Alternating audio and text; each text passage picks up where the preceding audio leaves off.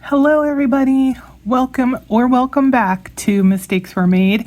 As you can see, we are at the dining room table, and my goodness, it kind of feels like we're getting back into a familiar rhythm with the number of videos that I've been able to do. So we have had a few changes that have come about recently that is contributing to my ability to get these done. We will talk a little bit about that after we get through kind of the main focus of this video, which is the recap or review for the first pay period of October. So that is going to be covering the 1st through the 15th of October. And if we have anybody that's new to the channel, or if anybody needs a refresher, we do our budgeting on a per pay period cycle.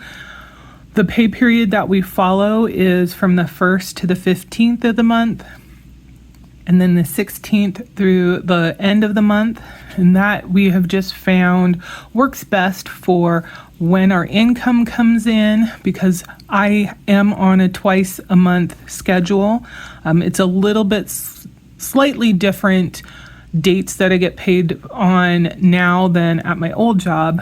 And Mr. M is still on the more standard every other week schedule. We found that doing it in this manner also works really well with how our bills and costs tend to cycle in the throughout the month. So breaking it up into those two separate areas just has worked out for us. So, take that as you will. I don't know if it'll really make much difference with what we're talking about, but if it was something you weren't aware of, now you know. All right, so let's get started and take a quick look at the numbers. Now, before I go into these, we aren't really using any paper for our budgeting processes these days. It's all spreadsheets. However, I do find it much easier to present what has gone on by using paper. So I just took up the spreadsheets and noted what we put down in our budget side, and then of course what the actual costs were. I don't anticipate that I'm going to touch too much on the numbers in the budget column, simply because as a general rule, we haven't been seeing a huge amount of adjustment between what we were expecting and what actually happened. But there may be a couple areas or a few areas that I do call out in particular. First and foremost, that will be called out is in the income side. So we have been using $2,225 as an estimate of what we'll expect Mr. M's paycheck to be at the minimum. And nothing has changed there. We haven't seen a paycheck come in less than that, so we've had no need to adjust it. My paycheck, however, with this job is just so variable that I have not been able to previously come up with a good number that is relatively accurate. So what I ended up doing to get to this $1,500 is I just took a standard amount of time for my pay period, because I get paid twice a month. It's not usually a set 10 days in a pay period. Sometimes it's 10, sometimes it's 11. It has been 12 before. So I just went in the middle with 11. I went with the standard 8-hour day, so 88 hours per pay period, did the math for my per hour rate, then subtract HSA contributions, subtract how much I'm expecting would come out for 401k, and then, kind of a rough guesstimate of how much taxes would take out as well. So this is a very rudimentary number, and considering the variety of scheduling differences that I have been experiencing, I mean, just even since I started the job, not necessarily specifically to, like right now, that's kind of the best I can do. The downside is it can be fairly significantly different than what the actual is, But at the same time, and you may know this from other videos, I much rather prefer to guesstimate low on the income side than over promise or have higher expectations of income coming in and be disappointed and have to make adjustments because we thought we were going to have more money than we did. So blah, blah, blah, blah, blah. Let's go and look at what our numbers are. So for Mr. M, he brought in $2,245.25. I ended up having $1,949.91. And then we had our buffer rollover from the previous pay period of $200.27, coming to a total of $4,395.43. Just a quick sidebar, again, if anybody is new, the money that we are talking about here is not money that was actually earned during the 1st through the 15th. We work on more of a staggered schedule. So the money that is going to pay for a particular pay period is actually money that has come in or been received in the previous pay period. And that works out really, really well for us because it does give us a little bit of a time frame to kind of forecast what do we think the costs are going to look like, and hey, here we know this is the money we're going to have. So if there's any discrepancies or issues, we have at least a little bit of time to try and figure those out, even to the point of maybe adjusting costs or spending that we're doing actively, so that there will be a little bit extra money that we could then allocate to shore up any kind of discrepancy in the next pay period. Now, that hasn't been something that's happened before, but I want to be prepared and do whatever we can do to put ourselves in the best position. And so having the money that's coming in the active pay period not actually be required to cover the bills that are coming in means we are, for the most part, eliminating the possibility of having a timing issue. If you're waiting for your paycheck to come in because you have a cost that's gonna come, in the next day or two, that can be incredibly stressful. So doing that staggered method means that we've kind of taken at least a little bit of that out of the equation, and we can have a relatively accurate understanding of what we'll be working with, barring any, of course, unexpected surprises. So just as enough information, this was not earned during the 1st through the 15th. It was actually earned was actually paid out on the 16th through the 30th of September. Okay, so moving on. I think I already did the total for this, so let's look at the expenses. As you can see, hopefully, you know what, let me zoom in a little bit. There you go. That's a little bit easier.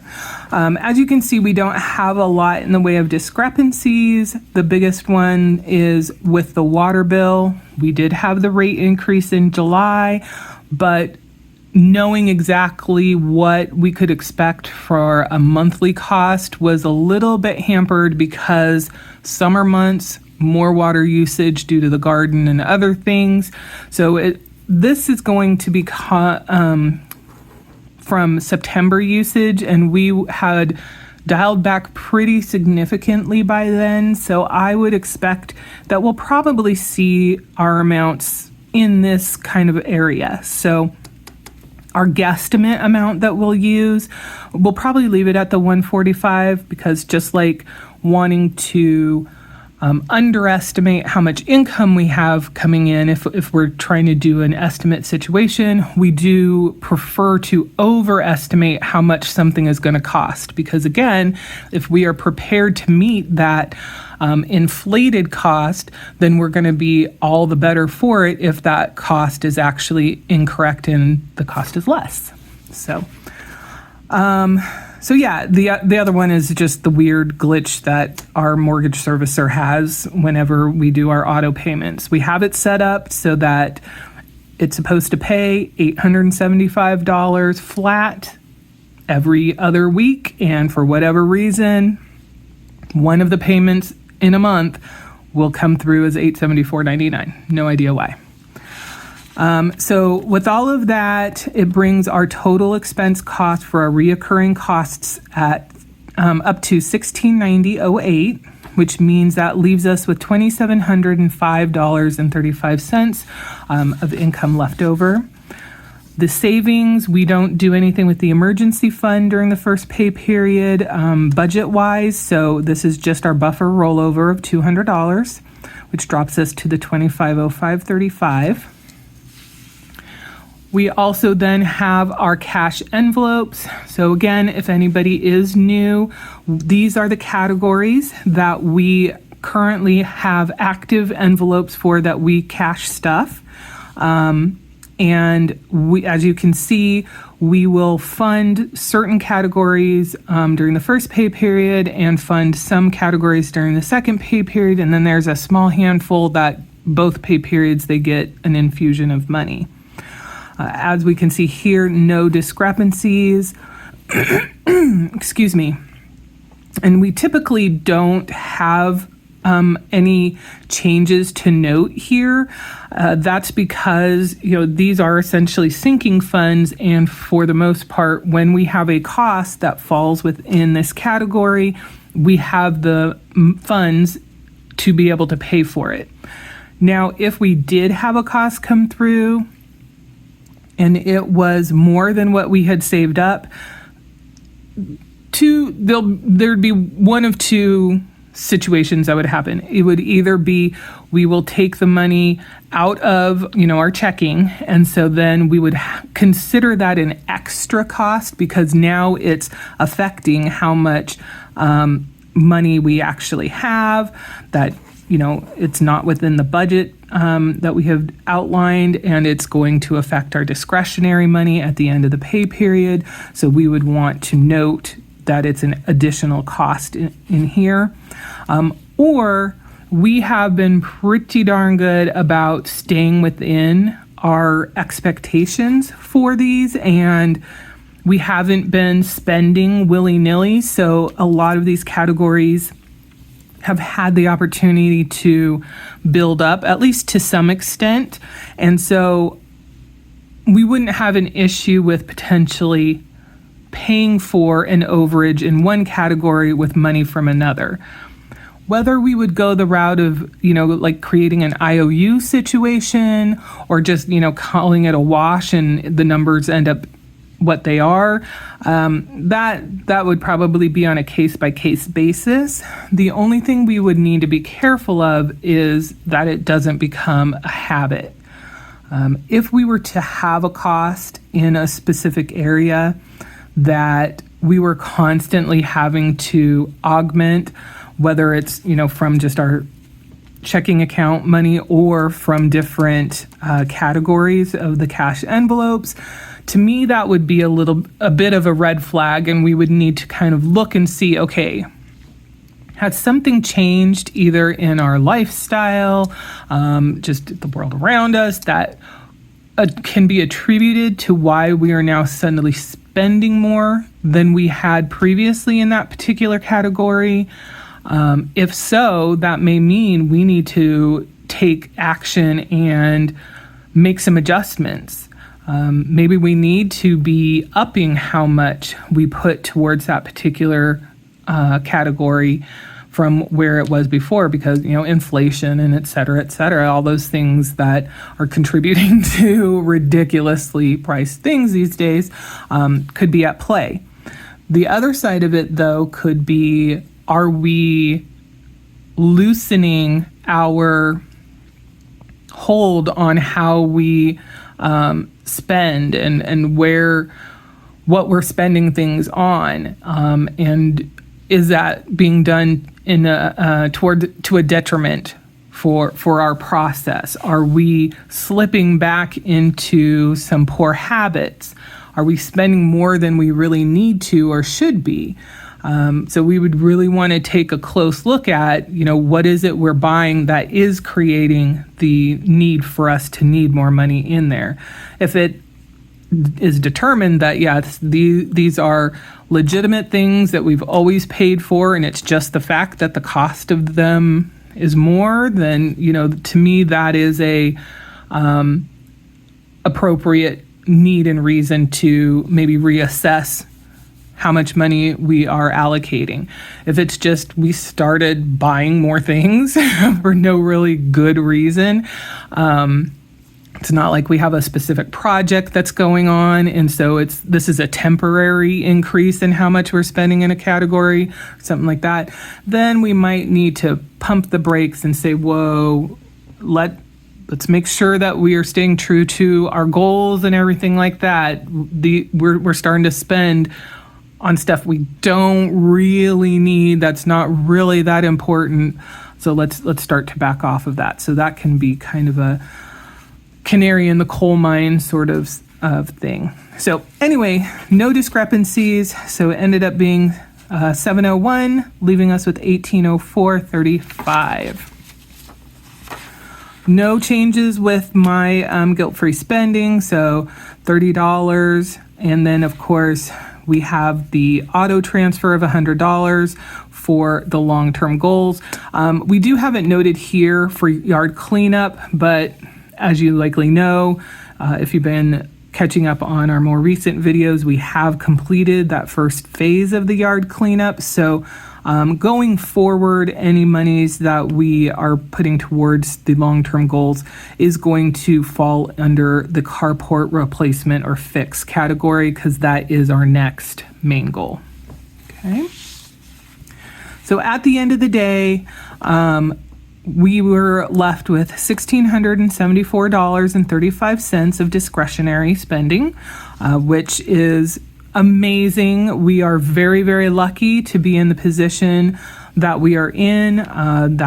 That is a mix very heavily leaning towards we both have good wages coming in, but also we have kept a pretty tight budget and stuck to it so that we are not spending willy-nilly, and of course are maximizing to some extent how much unassigned money we have at the end of the pay period.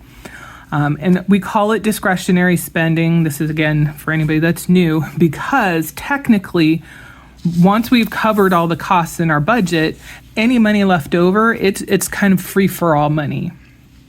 We technically can use it at our discretion for whatever we would want.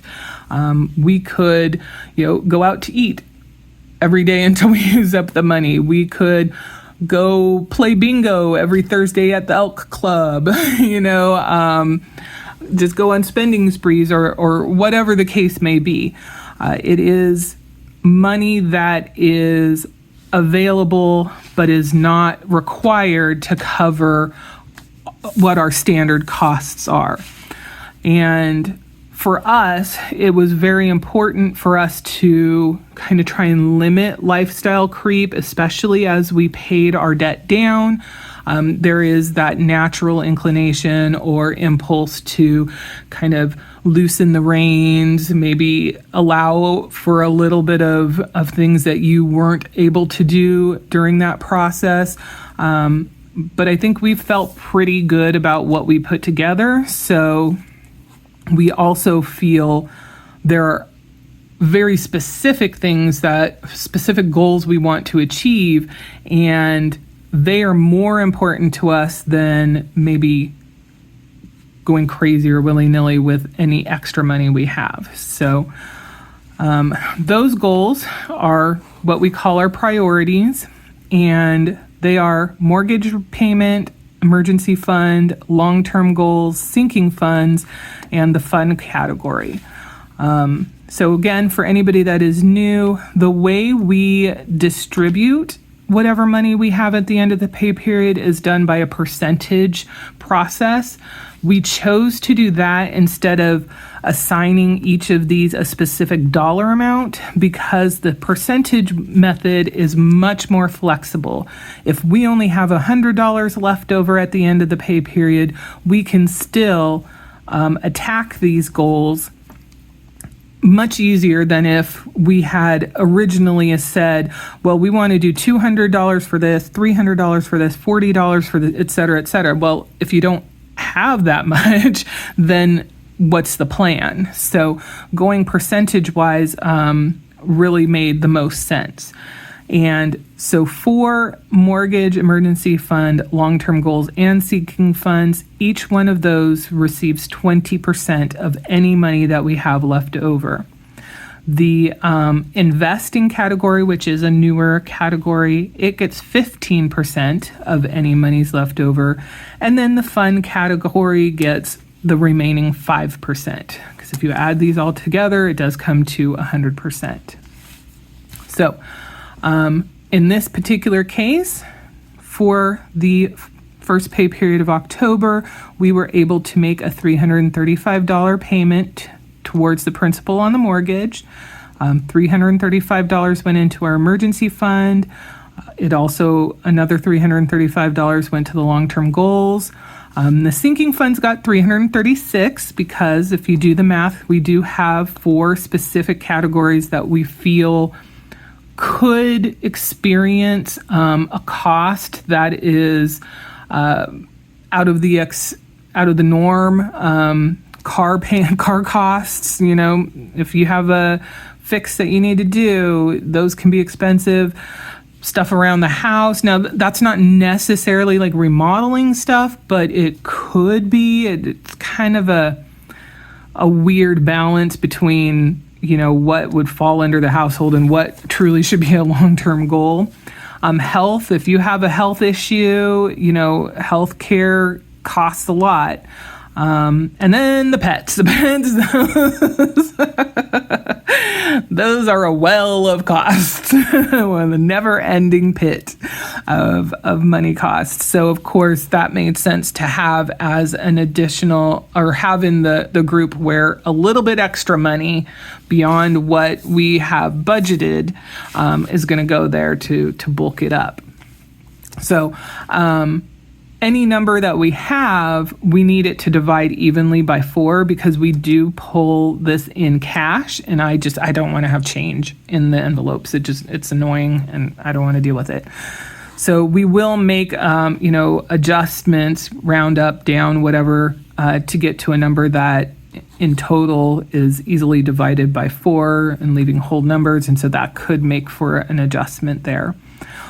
Same thing for investing. This pay period, we were able to allocate $250. So, I didn't finish writing that.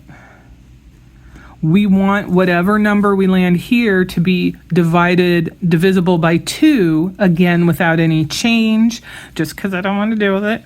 And so we will round again, either up or down to whatever it is to the nearest whole dollar that will allow for an even divisor.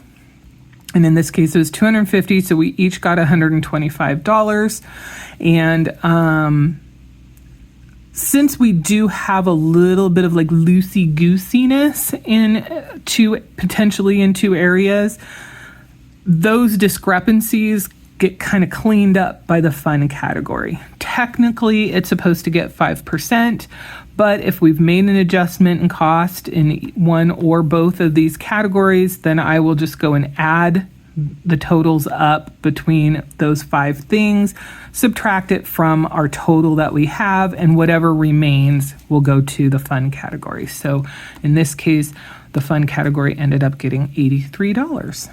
All right, so that's where we are as far as what the first pay period of October looked like from the budget standpoint. Let's see what we had in total for those big goals. So at the end of the first pay period, the emergency fund rose to $6,150.12. All right, I haven't been able to say that, make that noise because we haven't paid off our house yet. That used to be our debt payoff noise. But we managed to meet level 2 of our emergency fund, which was to have it funded up to $6,000. And we are now $150 on our way for level 3, which is again another $6,000. But I'm very excited about that. So love meeting goals and moving on past them to the next one. So that's fantastic. The long-term goals, we have $3,094 in there. Now, this dollar amount, of course, is after having paid for the yard cleanup, but is also after having paid for our new refrigerator. So we did find a refrigerator. We have purchased it. It's supposed to arrive in December. It's kind of ridiculous that it's going to be that long. But I'm looking at the bright side. It gives us more time to eat down the stuff that we have in there, and hopefully that will help us be better prepared and have fewer things that need to go like in coolers and stuff while we have to do the transition. Wasn't super excited about how much we had to pay for it. It was like $1,667. But there were very specific things that we wanted in the refrigerator and some very specific things that we did not want in the refrigerator. And that kind of limited us to a smaller number of options. And I think we ended up choosing the best one that we could. I'll be honest, I'm still a little unsure about just the type of refrigerator. So what we currently have is, I think they're called a French door. It's, it has the 2 doors that open, and then below is a pull drawer for the freezer. We are switching over to a side-by-side kind of door thing. So one half, well, it's not fully half, but part of it is freezer, full door opens, and then on the other side is refrigerator. I have to say, every time I look at it, I'm just like, there is absolutely no way there's going to be enough room in our refrigerator. Considering all the stuff that we tend to have in there now, I think we are going to have to make some adjustments in how we purchase food and what we make and what we have in there. We are really going to need to be on top of eating leftovers and things like that. I think we're going to have to be cognizant of what refrigeration space we have when we're doing preserving type things. Try and do more shelf-stable canning rather than things that would just be able to sit in the refrigerator for a period of time. We'll probably have to just be buying a little bit less as well. So because there won't be, at least it doesn't feel like there will be enough room for the volume that we currently keep. Now, again, it's probably messing with me to an extent because of just the dynamic of it being side by side versus, up and down. But yeah, it's definitely messing with me. I have never had a refrigerator that was side by side. It was either just a standard refrigerator where you had the freezer up at the top, or it's the one that we currently have with the freezer down at the bottom. I really would have liked to have an option where the freezer part was less of the space, and they did have some where the bottom part of the side by side could be adjusted to also be free. I think refrigerator temperature, so your freezer space was more limited. But one, I didn't like the cost of them, and two, I didn't like the brand that had them, so we didn't go that route. But yeah, I don't feel like we need quite the space on the freezer side that we will have. But we'll figure it out. It may just mean that because we have 3 freezers currently, the one with the refrigerator, we have a chest freezer. I think like it's a 7 cubic feet one. And then we have an upright freezer out on our back porch. So we may, in figuring things out, maybe we'll make our lives a little bit easier with freezer level of preserving, particularly stuff from the garden, et cetera, by opening up more room in the chest freezer or even in the outside freezer, because we will have a little bit more space in the refrigerator freezer part thing. I don't know. We'll see. We'll figure it out. We'll have to, because there's no way that I'm not going to use this refrigerator after spending so much. Anyway, so those two things have come out of this. What we have not pulled out is money for a wood chipper. At this point, it's been very rainy. We certainly need to gather up some of the branches and everything that we will be planning on wood chipping and getting them tarped and, staging them for when the weather gets better. But at this point, we're not at a place where we would be able to do the wood chipping just because of the weather and season change and all of that. That's not necessarily a bad thing. What I'm hoping might happen is the fact that we are now transitioning out of typically landscaped, handling time. I mean, there's a little bit of fall cleanup that people do, but as we get closer to winter, I'm hoping maybe they might run a sale because it's the off season and they want to get people to buy stuff. Or maybe it will be more of as we're getting closer to spring, when people are going to be back ramping up, maybe there would be some kind of sale on wood chippers then. And so hopefully we could get a decent price reduction on those by not purchasing right now. We'll have to see. But end of the day, we currently have $30.94 in there. And so that is going to be the seed money to an extent for the next long-term goal, which, as I mentioned before, is for the fix or replacement of the carport.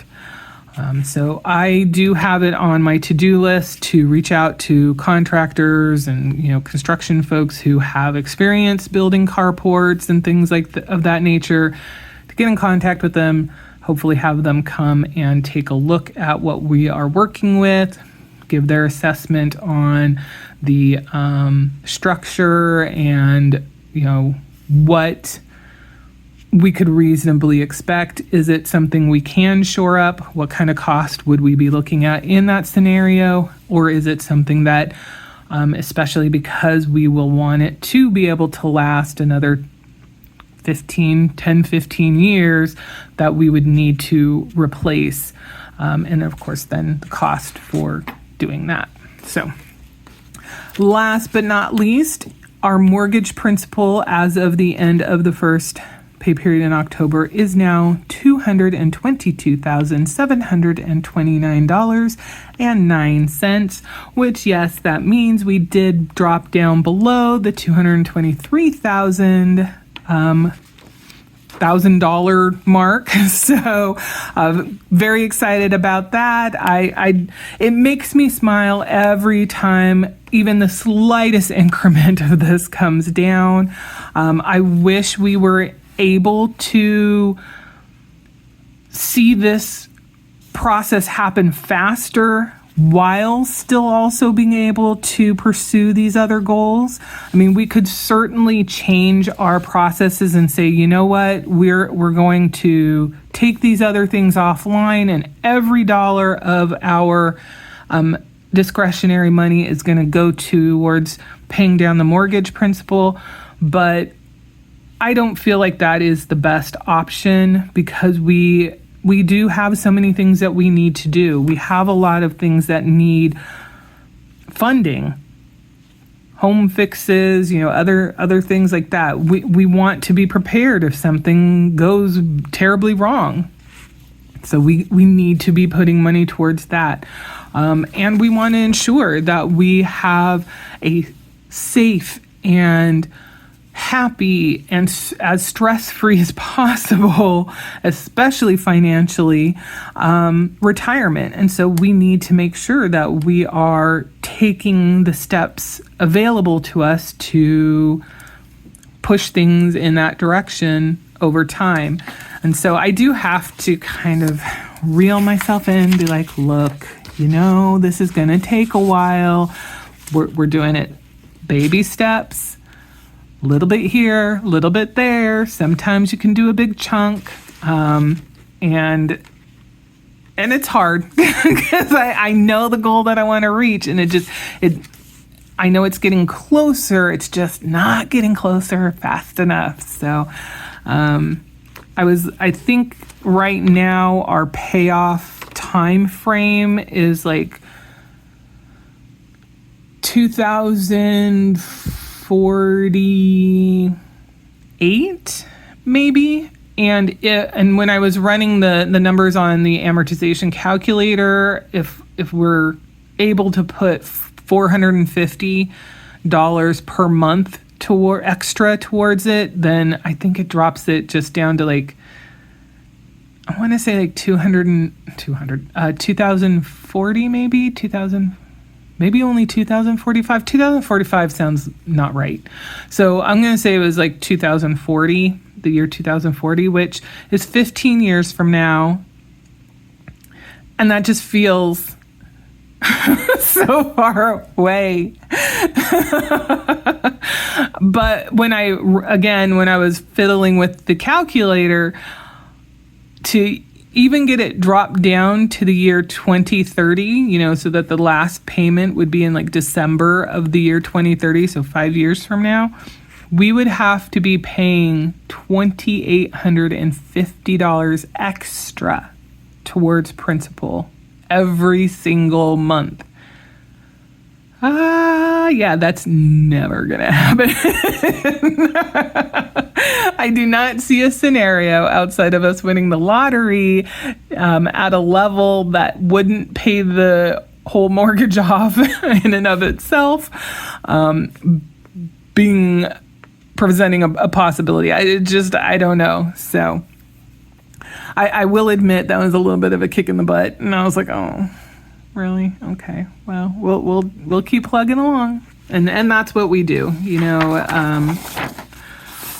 I think it's good to have big goals. I think it's good to have important goals, and it's just, you got to keep everything in perspective and understand slow and steady can eventually win the race. It will make it, in a lot of cases, easier to get to the goal because you aren't trying to do outlandish steps and things like that. It's something that you can be consistent about.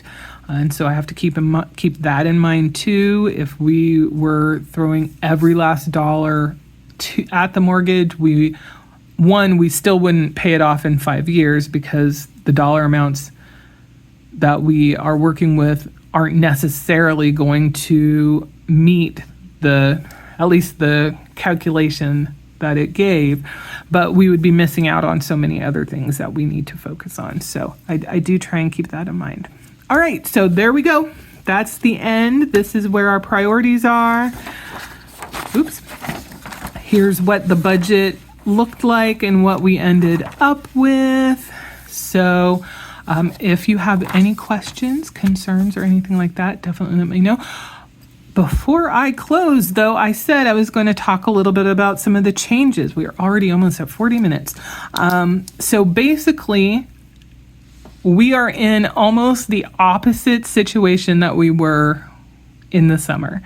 And what I mean by that is, as you are aware, I am obligated to work overtime. We have mandatory overtime with my job, and that's one of the reasons why my pay is so variable, is I don't know if it's going to be a night where we have overtime, and if we do, I don't know how long we'll be working, so that can change things very significantly.